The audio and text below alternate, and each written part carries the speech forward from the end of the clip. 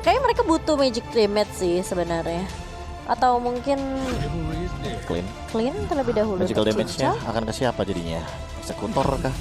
Eudora kah? Oh, Farsha di high ground. Oke.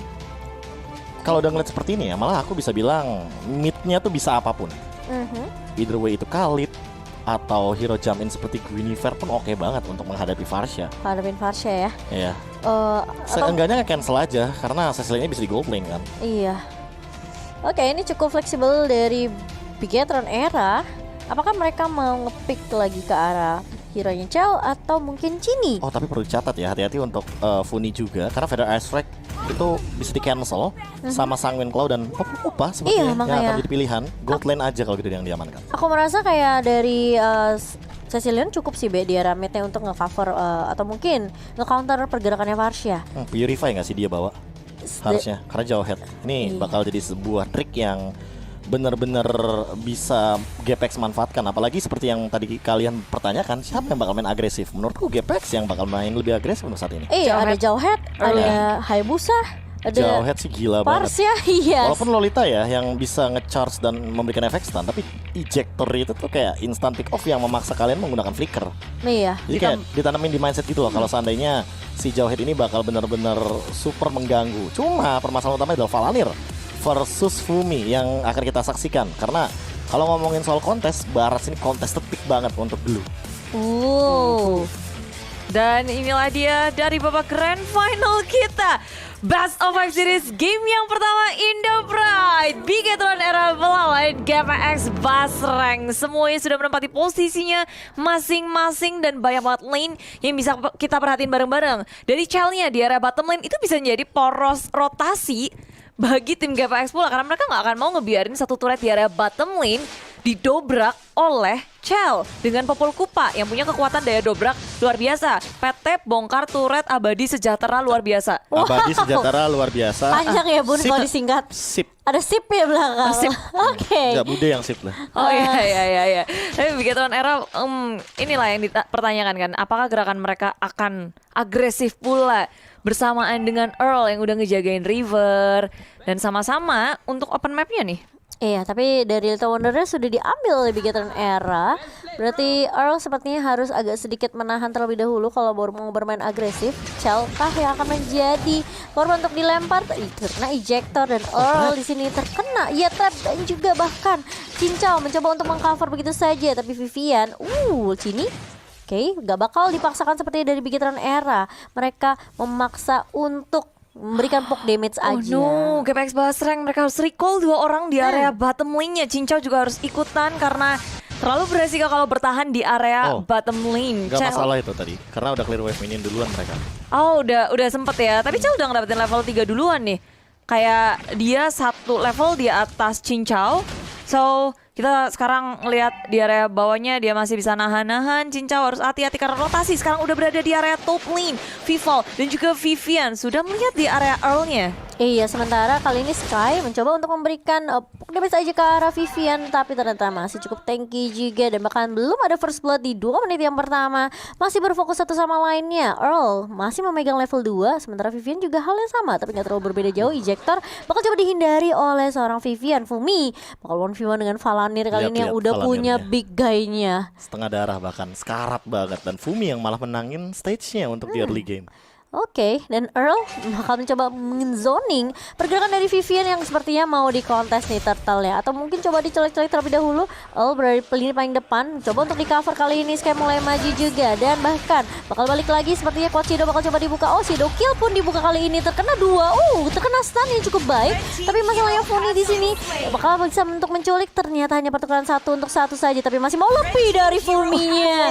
Dan bahkan tumbang Cini juga di area mid lane, Bude. 2 untuk 2 pertukaran yang unda-undi banget. Dan perbedaannya adalah di sini kita ngelihat kalau yang jadi korban itu Cini Vivian, ini kalau dari GPX Basreng adalah Sky. Iya. Jadi satu jungler ya pasti rugi banget. Dan Turtle yang pertama menjadi saksi keduanya untuk berperang. Turret berhasil, Turtle-nya berhasil diamankan oleh Bigetron Era. Tapi Petra Strike dikeluarkan, damage masuk ke area Vivian. Tapi di area lini belakangnya udah diusir mundur oleh Earl. Sedangkan di area atas masih ada pertarungan antara Fumi dan juga Valanir yang udah gak bisa kabur kemana-mana lagi.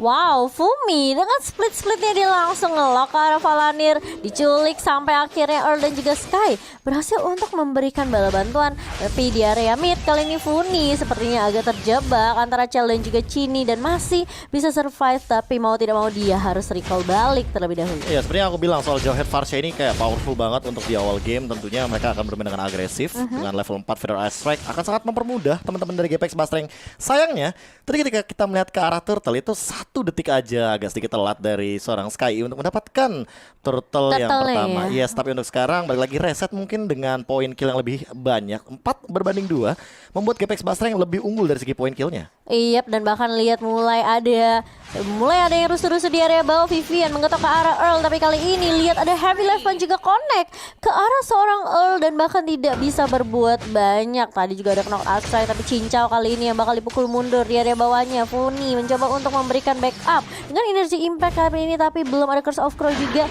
Bakal coba ditahan, tapi Fumi mulai datang kali ini, mulai coba untuk menggericep siapakah. Ada split-split yang dibuka. Chell sepertinya akan menjadi korban, tapi habis ternyata. Oh, dari 12 anak-anak split hilang begitu saja dan ini. Iya itu, kena sama ininya, kena sama cipratan dari bad impact-nya kan. Kena bad impact-nya si Chini, Be. Dan dia juga sendirian di area bawah, teman-temannya masih terlalu jauh. Dan banyak banget item yang harus dimiliki oleh Sky sebelum dia muncul dan bisa memberikan damage banyak. Begitu pula sama Cincau juga. Dari Bigetron Era mereka udah mulai nge-grouping, mereka gerak bareng-bareng area bottom lane. Kemungkinan besar akan direlakan kah? Enggak, GPX Basreng mencoba untuk melakukan defense, tapi gerakan mereka agak sedikit terlambat membuat tim Bigetron Era bisa mendapatkan turret tanpa adanya Gitu kan, defense. Yang tadi aku sempat bilang komunikasinya mereka soal timing. Kayak mereka tuh kayak Fumi tadi maju sendirian, kalau ada backup, itu mungkin bakal beda ceritanya. Tapi kali ini lihat nggak bakal coba ditelan Detonas welcome connect ke arah seorang Funi, tapi cuma bakal dibalaskan dengan ini split connect ke arah Valanir kah? Belum dibuka ternyata, tapi terkena stun dari Fuminya. Baru connect kali ini nempel ke arah Valanir dan bahkan dari Sky-nya mencoba untuk membantu, tapi Vival masih bisa untuk membackup bersama dengan Vivian juga. Bakal dibuka Bad Fist dan Red Impact dari Chini kali ini. Fumi gak berhasil untuk numbangin Valanir, tapi bahkan dari Bigetron Era mereka yang berhasil memukul mundur seluruh personil dari GPX Basreng. Ya, belum ada korban, tapi Nominal Blaze juga di pop up. Semuanya komit untuk mengusir mundur pemain dari GPX Basreng. Permainan objektif yang tak bisa dihalau oleh GPX Basreng. Mereka udah kehilangan 2 turret, lalu 2 turtle juga. GPX Basreng mulai harus memikirkan gimana caranya mereka keep up dengan network yang dimiliki oleh Bigetron Era. Masuk ke area river. Chell kali ini dalam bahaya, backup yang sangat sempurna dari Vivian dari area samping. Malahan Sky juga udah tumbang terlalu jauh. Earl kini akan menjadi korban selanjutnya. Back impact menutup kematian dari Earl. Sedangkan Cincau dia udah pakai flickernya, dia kabur dan Bigetron Era berfokus ke area lebih mid lane-nya nih. Iya, berfokus mau dapetin objektif turret lagi ya, atau bahkan mungkin nge-zoning, memotong pergerakan Fumi kali ini. Tapi Vivian bakal coba untuk ditempel begitu saja. Masih ada backup yang baik dari Valanir dan juga Chini, tapi bakal dibawa ke dunia lain sepertinya dari Vivian. Tapi masih bisa bertahan Fumi. Where are you going? Terkena di terus welcome dari Valanir dan bahkan dari Vivian pun masih bisa survive dan tidak mau dilanjutkan team fight-nya. Itu peperangan yang panjang banget, tapi pintar untuk tarik ulurnya, memperhitungkan segalanya. Korban jiwa pun bisa dibilang sangat minim ya. Dan sedangkan GPX Basreng mereka ini mulai memecah fokusnya. Ada yang dari belakang, ada yang dari depan, dan Chini pun yang tadi nyaris aja ketangkap selamat ya. Jujur aku ngomongin quantity ya, kayak GPX Basreng nggak boleh loh jump in overcommit kayak tadi dengan angka mereka yang kalah. Karena kalau misalkan mereka kayak 2 lawan 3 lawan 4 tapi mereka overcommit itu kayak malah mematikan source mereka karena mereka kurang damage, mereka kurang personil juga. Sementara dari Bigetron era mereka backupnya cepet banget. Lihat Iya. Vivian ketika dia dinaikin split nggak ada yang ngehit ke arah Viviannya dan dia survive untuk saat ini. Antiquira sudah dimiliki oleh Vivian, membuat Sky Cincau mungkin tidak akan memiliki damage yang maksimal. Next mungkin akan ada Athena Shield dikarenakan kalau untuk saat ini mungkin Valanir lah yang akan menuju kepada Dominance Ice. Wadidaw. Dan dengan datangnya Turtle yang ketiga ke tangan Bigetron era, net worth mereka semakin menanjak 5.000 perbedaan net worth untuk di menit yang ke-8. Dan dari segi item jadi ada sedikit kelihatan berbeda ya, Be. Iya, ini dari segi roamernya aja udah kelihatan beda untuk sekarang.